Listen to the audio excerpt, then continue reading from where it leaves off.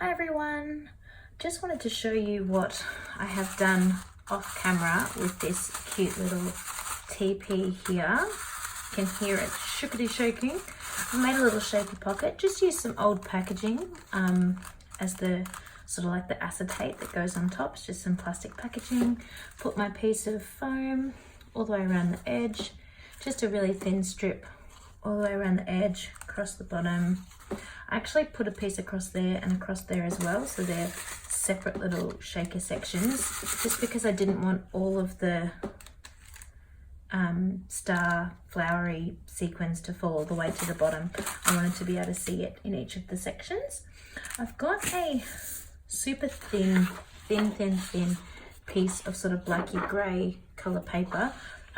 Because it's thin, I'm going to mat it, and also because it's not a true 12 by 12 size, I'm going to mat it onto a piece of plain white cardstock. And I'm working with the Paisley Days collection from Kaiser Craft, and I've got these super cute 4 little photos, really little, of when my son asked if we could make a fort, which he calls a fortnight, because who knows why, his cousins play that game, so perhaps that's why. I think it's a PS2 game or something. Other mums of teenage boys probably know what I'm talking about. And yeah, so I'm going to get started, not just sit here talking to you, otherwise I will never get done. So I've slipped into fast forward and voiceover mode just so that this video doesn't go for too long. I just thought I'd better mention now, just before I forget, that the links to the Confessions of the Paper Addict shop are down below. So check out that. There's over 200 cut files in the shop now, so definitely check that out. Also, Virginia has a Facebook group. That is also linked down below. She gives out one free cut file a month, I want to say, a month. Can't 100% remember how frequently, but it's an amazing cut file, given for free just because she can. So it's definitely worth being part of her group, even just to get that one cut file every month. You can also get inspiration from others, not just the design team. People are sharing stuff and chatting in there all the time, so you should head on over. So you probably heard before my little helper in the background. We are actually at my parents' house, so down in the country, and he's just having a bit of an explore of their house to see what he can find, having a grand old time. We're actually just the two of us here by ourselves. My parents are flying in from Queensland today and driving all the way down to Melbourne, from Melbourne, and yeah, we're just hanging out here until they arrive back. So I just thought I'd talk to you again about the cut file I've got there with the shaker pocket. I originally cut that on white, the actual TP. I originally cut it on white cardstock. But once I had made it and then put the sequins in, and then I don't know, in my wisdom, I stuck the background paper as white as well. So it was like a white TP with a white background. It was all just too white, and I really didn't like how stark it was. So I left it and I slept on it. And I thought when I came back the next morning that I would pull the backing paper off and actually put a pattern paper in the background. But I changed my mind about that as well, and I decided to get out my textures, just my normal Faber-Castell connector pens, and colour it in. And I really love the colour that it is. I think that worked really, really well. But I don't love the texture lines, the texture marks you can see, especially along the bottom, which is a hazard of colouring in with texture, I suppose, that aren't, you know, the beautiful alcohol markers or anything like that. So I have already decided that my title is going to go down along that bottom section there, just because that will then cover the marks a little bit and make it a bit harder to see. I also added to it, you might wonder why it's all shiny, not just where the packaging is, but the actual browny yellowy colour is also shiny. I put a product called Dimensional Magic on top of that, which is just there, upside down. Sorry about that. That's a very, very old packet. I'm not sure if the labels have changed or anything like that, but basically what you do is it's a liquid, you squirt it on top. It's sort of a little bit like a hard varnish that goes on top of paper. It gives it a raised edge, a little bit like a piece of flair, but certainly not that high. And yeah, I just thought that would be a really nice finish to the TP, give it a little bit of something special, mostly because I loved the colour now, but I didn't love the look of the texture marks. So I thought this might be a way a little bit to distract from what those texture marks were looking like. And I think it worked. I'm pretty happy with that. So what I am doing now is I have this branding strip off a different piece of paper that says, you don't buy happiness, you make it, or something along those lines. And I really loved the sentiment of that. I thought that went really, really well with the fact that we were making TPs and just having a grand old time in our lounge room.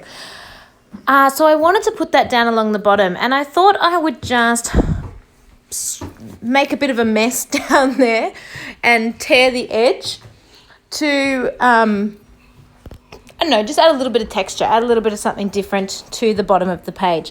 And I'm pretty happy with how that is starting to look. It's a little bit tricky to get it right because I'm tearing a lot more than I probably need to tear. And I'm having a fiddle now, and I want it to be a little bit even, but of course it's a tear, so I also want it to be a little bit messy. So I'm just trying to get the balance correct here with how that's being torn. And then I'm just going to glue that on. And I do visit that again and again and again a few times because it's probably a piece that I like, but I just want to get that a little bit more correct. I want it to be a messy tear, but I want it to be neat as well, if that makes sense. It doesn't, I know. An oxymoron, a neat, messy tear. So I'm going to move on from that now because it's getting me a little bit frustrated because it's not quite how my head had it planned. And I'm going to move back to sticking on my TP and getting on with my photos. So as I mentioned earlier, I have already put the foam on the back of that just because it takes a little bit of time. And I also put foam right up along each of the poles at the top of the TP because I really want to make sure that that's sitting nicely on the page. So just going to pop that down.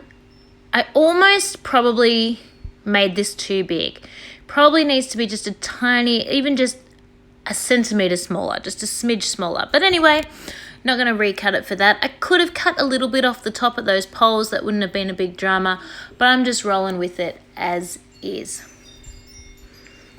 So I've got my 4 photos and I know I want to pop those somehow over there. I like the idea of sort of having the two close-up ones of our faces playing and then the 2 outside ones. In either of those configurations, it could have been the 2 tent ones in the middle and the outside ones at the outside, that's fine. I just like the idea of how they're sort of sitting together, almost like they're alternating if you go around in a circle. I find the frames hard to use, especially in that size. So because I've got 4 photos and my photos are printed quite small, I think I'm going to pop those on and use those up as just a way to get those done. The way I use my kits, if you haven't followed me or seen this before, is I use my kit to create a month's worth of scrapbooking. And the way I scrapbook is I have 1 project life or pocket page spread and 1 12 by 12 layout every week. So most months there's 4 layouts and 4 pocket spreads, and I use my kit for all of that. That's just me playing with that bit down the bottom. I over tore it and I'm not loving how high up it's going, but then I realized I could just glue it and it wouldn't be so high up. So back to what I'm talking about. So I know with all these embellishments that I've still got here, I've only got 2 layouts left to go with this kit. So I know I can basically use whatever I want. I mean, of course I can do that anyway, but whatever I want without having to think about, oh, save some for next time, because I've still got lots. And I've already got an idea of what I want to do with my next one, and it'll involve fussy cutting off one of the beautiful floral sheets. So I'm pretty set. So just having a play, as I said earlier, my title is definitely going there along the bottom because I want to cover up the texture mark, and that's sort of the easiest way to do that. And that works quite perfectly for sort of hiding that flaw, for want of a better word, with the colouring in. Sorry, I'm getting a tiny bit distracted because we are at my parents' house. My son has found a fun coaster to play with. Now, playing with a coaster is totally fine, but this one is glass. And so I might just take that off him, I think. Just one sec. All right, that has been done. And I am back. So, popping up my photos with some foam.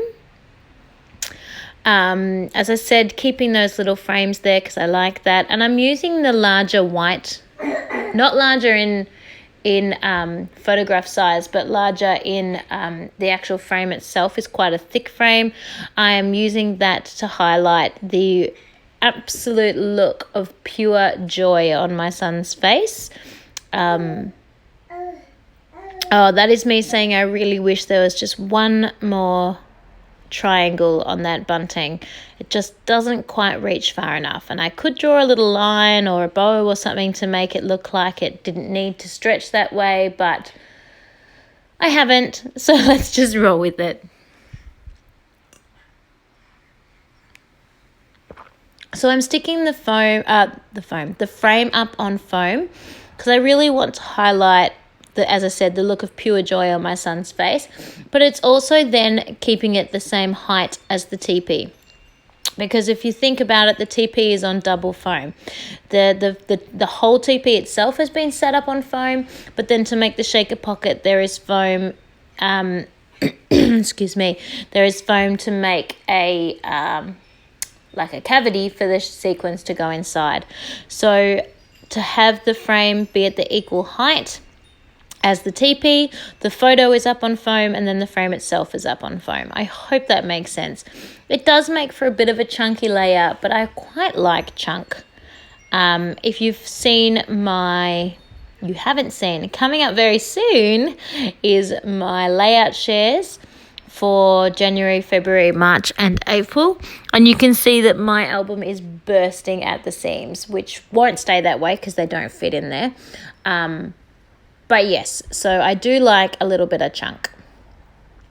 So the title, Happy Together, it actually comes with some little flourishes, almost like leaves or sprigs, and I'm going to tuck those in between some of the clusters as well, just to tie that sort of wood grain colour in, because I haven't really used any other of that wood grain colour around the layout. So I'm going to end up with 3 pieces of wood grain colour, with the title being 1, and then 2 more little clusters, 2 more of the sprigs in some little clusters.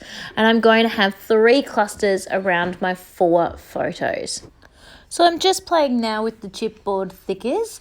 I'm just trying to pop the end up underneath some foam because it's hanging out in the middle of nowhere. And I'm also showing you how I get a little bit frustrated with the chipboard separating from the actual sticky part that comes with the thickers, and that I'm just trying to glue all that down and just get it all sitting correctly, and I'm getting a little bit frustrated with that section of the thicker. But we move on pretty quickly. I'm trying to hold it because I use wet glue that's not like a tacky glue. It doesn't dry quickly like Tombows or the Scotch quick dry. I was having to hold the little end of the thicker carefully with one hand, and I didn't want to just sit there holding it. I wanted to keep scrapping, so I was trying to use only one hand to put glue on the next bit, and the things we do. Moving on. So just popping those little bits of frame underneath, and I'm actually cutting little sections off the frame and putting a bit at one end and a bit up the other end, and just so it's got a little pop of colour from sticking out from behind the photographs, because I didn't put any coloured paper behind my photos, matting my photos. I only matte them in one plain white colour today. So it's just a really nice way to add a little bit more of that beautiful sort of greeny blue colour, teal, that you can see in the embellishments and in the sequins, and also a little way to just add some more colour to such a dark, heavy background. I've never really used a black grey background before. I'm trying to branch out with the amount of sort of coloured pattern paper I use. If you look back in history along our channel, you will notice that a lot of Katie and my layouts were white, very heavy white cardstock based, and we've slowly gotten more and more colour to them as we've gone along, which is pretty fun. Getting braver. I still certainly like those minimal white cardstock layouts, but it is quite exciting to see how far we've come and how much we've changed in our scrapbook styles, as we all do. So I'm actually getting close to the end now. I am just finishing up the last little bit of embellishments, just having another quick look through what I've got, because I think that I want maybe one or two more things, especially in that top right hand side cluster, and just checking. I'm just sort of pointing out there are 3 word phrases, two word phrases in the other 2 clusters, so perhaps I want a phrase in the top cluster, and that's just what I decided to go with. So I'm just looking through the pack of embellishments, looking at the colour, looking at what the text says, just to see if I can find the one that's going to suit what's happening. I don't really want another circle, because you and me is already a circle. And yeah, just trying to match the colours up there that I like. So once I make my decision as to which one I want to go with, I'll glue that on. And I'm just having a quick look with these love hearts, but they're too big. So in which case, bless you, I've decided I have finished. That's all the ephemera I'm going to do. So I finished that up. Have another look at the tear down the bottom, because I'm still not 100% happy with that tear down the bottom, as I mentioned earlier. So I'm coming back to visit that tear to see what improvements I can make to it. And I decided there's too much paper up still there where the tear is. So I'm going to make the paper a bit shorter by tearing it off. And I think that looks better. I'm happier with that. It's easier to read what the sentiment says underneath. And I think that looks a little bit better. But then I get a little bit worried that it's so messy down the bottom with a tear that there's nothing to mirror that. Oh, yeah. There's nothing to mirror that anywhere else. So I decide I'm going to put a little bit of a tear, a little bit of something up across the top. Now, obviously, I actually did stick that down, so I don't have a lot of wiggle room to play with up there because of the adhesive. But I think that looks a little bit better to have, you know, a messy bit at the bottom and a messy bit at the top. And I'm a bit happier with that. Now, I still don't feel like it's 100% finished, so I'm going to dig out some rhinestones or enamel dots, not sure yet. I wonder if I want black, but they're a little bit too dark and heavy. There's actually no real black on the page. The rhinestone ones are a bit better because they are more grey than black, but I'm not 100% sold on those, so I'm just going to keep hunting. And then I decide that really tiny pearls are actually probably going to look the best because they're tiny.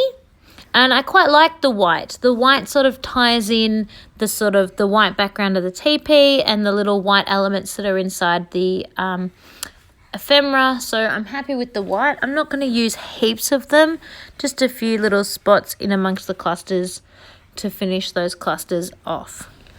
And then I'm pretty much done. I'm not 100% sold on this layout. I feel like it's still missing something. So I do add a little bit of silver splatters off camera, which you will see in just a moment in the close-ups. And I think they were a good idea. I think that sort of helped clear up some of the open space to the top left and bottom right of the page. So I'm glad I added in a little bit of that spritz. And as you know from nearly every other layout I've ever created, I don't feel like it's finished if I don't have any Heidi shine. So happy with that.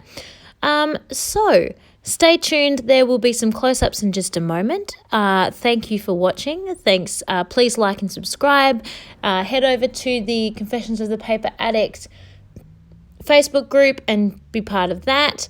Come on over to the Etsy shop if you're interested in checking out any of the cut files available. We hope you are enjoying Outdoors Week this week, and it's inspiring you to scrap some of those outdoorsy photos, or just like mine, the indoorsy ones too. So thanks everyone. Please like and subscribe, and I will see you again coming up soon. Bye everybody.